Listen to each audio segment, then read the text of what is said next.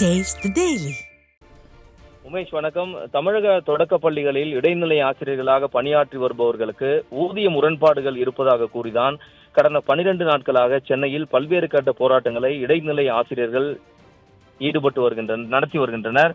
குறிப்பாக இவர்கள் 2009ஆம் ஆண்டு மார்ச் மாதம் பணியில் சேர்ந்த இடைநிலை ஆசிரியர்களுக்கும் மார்ச் மாதத்துக்கு முன்னதாக பணியில் சேர்ந்த இடைநிலை ஆசிரியர்களுக்கும் ஊதிய முரண்பாடுகள் இருப்பதாகவும் அவை முதற்கட்டமாக 3000 ரூபாயிலிருந்து இன்று 20,000 ரூபாய் வரை இந்த ஊதிய முரண்பாடு இருப்பதாக கூறிதான் இந்த போராட்டத்தை இடைநிலை ஆசிரியர்கள் மேற்கொண்டு வருகின்றனர்.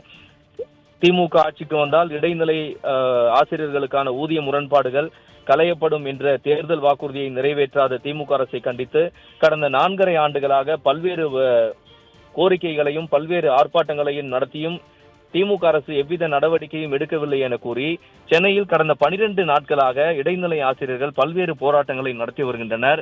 இன்று 12வது நாளான இன்று டிபிஐ அலுவலகத்தை முற்றுகையிட்டு போராட்டம் நடத்தி வரும் இடைநிலை ஆசிரியர்கள் சம வேலைக்கு சம ஊதியம் என்ற ஒற்றை கோரிக்கையை வலியுறுத்தி தொடர்ந்து முழக்கங்களை எழுப்பி வருகின்றனர்.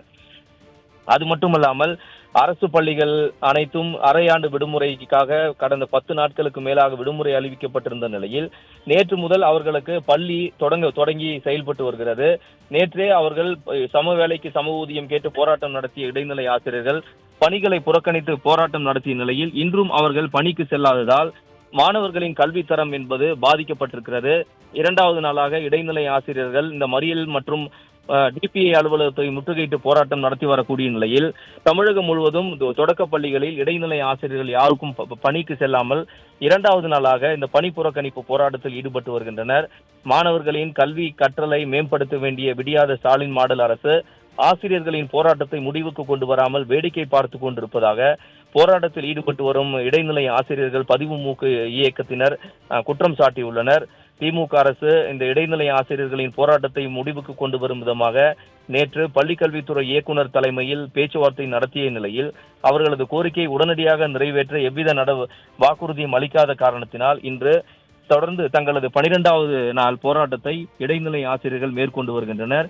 டிபிஐ வளாகத்தை சுற்றிலும் இருக்கக்கூடிய கல்லூரி சாலை, இணைப்பு சாலை போன்ற சாலைகளில் ஆயிரக்கணக்கான ஆசிரியர்கள் சாலையில் அமர்ந்து தற்போது இந்த போராட்டத்தில் ஈடுபட்டு வருகின்றனர்.